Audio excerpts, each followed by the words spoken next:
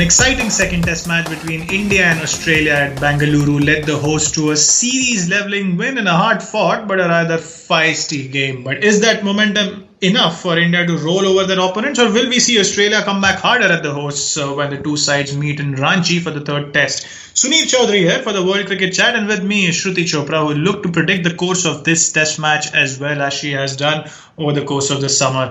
Hi Shruti, how did you hold up during the second test match? Hi, Suneer. That was an exciting match, and the result made sure that I held up just fine. Spoken like a true Indian fan.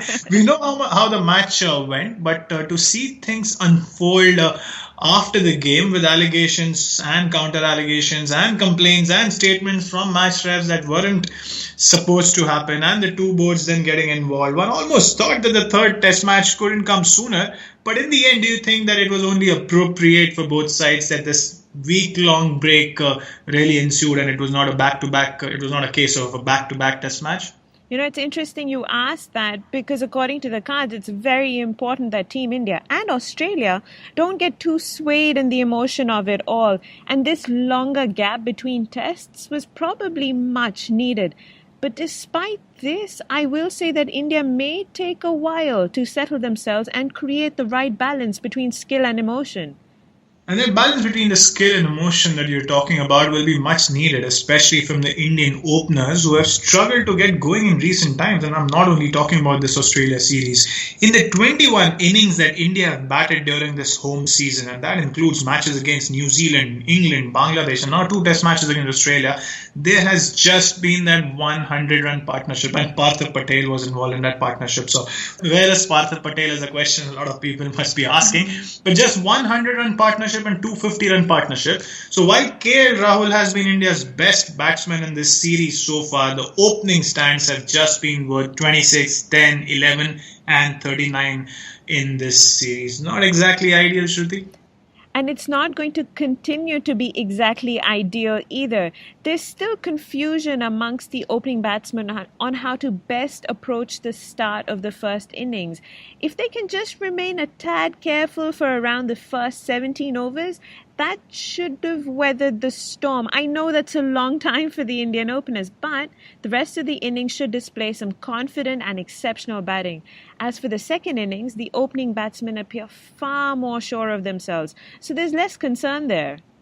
I suppose Murli Vijay, if fit, should walk back into the 11 for Abhinav Mukund, who struggled in those two innings.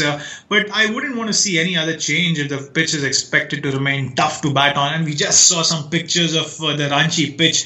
I don't know, it looks a bit odd, a bit blackish on the surface, but we'll need to see how that turns out. But if it remains tough to bat on, as I was saying, India might want to not make too many changes to that 11 except for Murli Vijay coming in for Mukund. Then despite India's obvious issues with the bat in the series, and they have had scores of 105, 107, 189 and 274 so far, well below their best. The Indian bowling was mighty impressive in Bengaluru. And when I use the words Indian bowling, I don't mean Ashwin and Jadeja alone, which has been the case earlier. I mean all four bowlers, Ishant, Umesh, Ashwin and Jadeja. And it's not often one can say that about the Indian bowling. Look, I know Jadeja took a 6-for in the first innings, and then Ashwin followed it up with one of his own.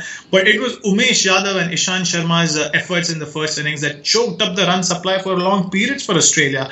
And that is what allowed India to get away with just an 85-run deficit. On that surface, it could well have been a match-winning 150-run deficit for India, and that would have been the end of that. The series gone. Do we expect some more of that in Ranchi, Shruti?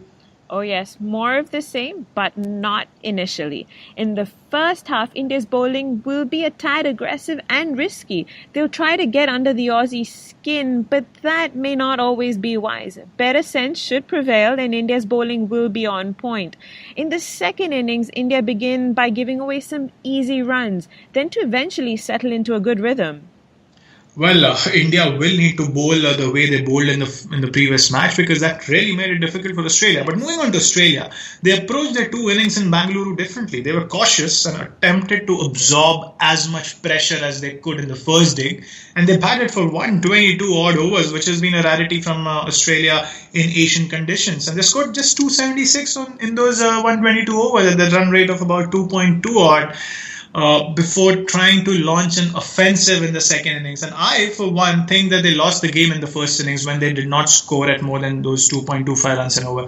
Wonder what will the Aussie approach be to batting in this game, Shruti? What do the cards say about that for you? You know, Suneer, Australia actually seem heartbroken and very disappointed with their collapse. Overall, in this series, they have had the better of India, but this one innings has probably created enough doubt for them to second guess themselves.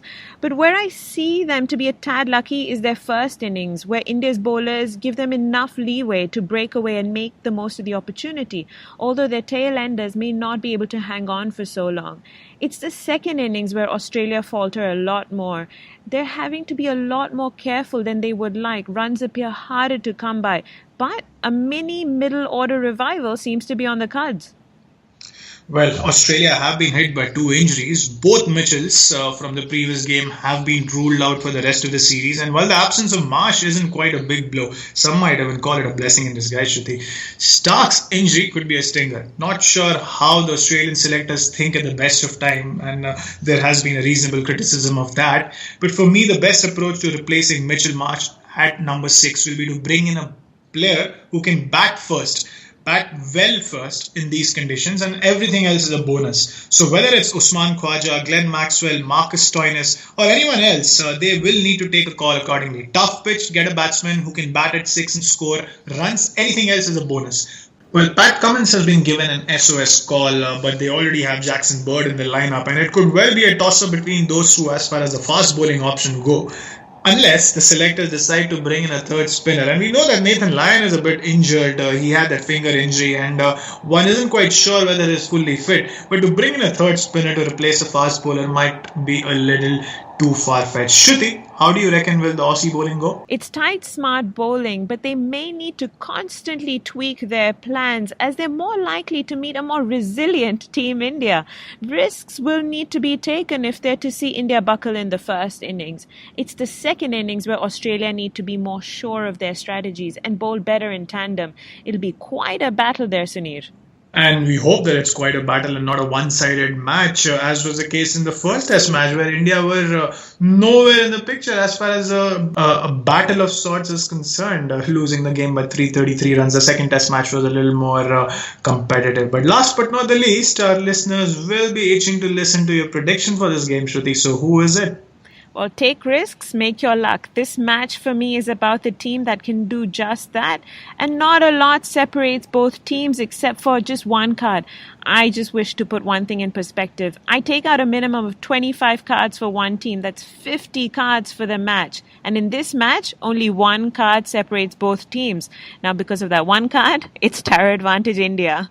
Well, India win it in the super over. I would have said that had it been a T20. But interesting that you call that India going in with an advantage. What I would say is that it could boil down to the pitch and the toss. There have been rumors circulating about how there have been 3 pitches prepared and it will be down to the Indian team to select which one of them. But those were refuted later by the curator. All in all, it seems like we could see another game on a surface that turns from very early in the game. We don't want a situation where the toss decides it all, but I have a feeling that the team winning the toss will go in with a huge advantage. Shruti? So Suneer sticks with the team batting first and I stick with India. Surprise, surprise there. Before we sign off, you can catch us at the end of each day's play of this test match on World Cricket Chat's Talking Point on our website, worldcricketchat.com. And as we always say, please do subscribe to our channel and do follow us on Twitter at World Cricket Chat. Bye for now.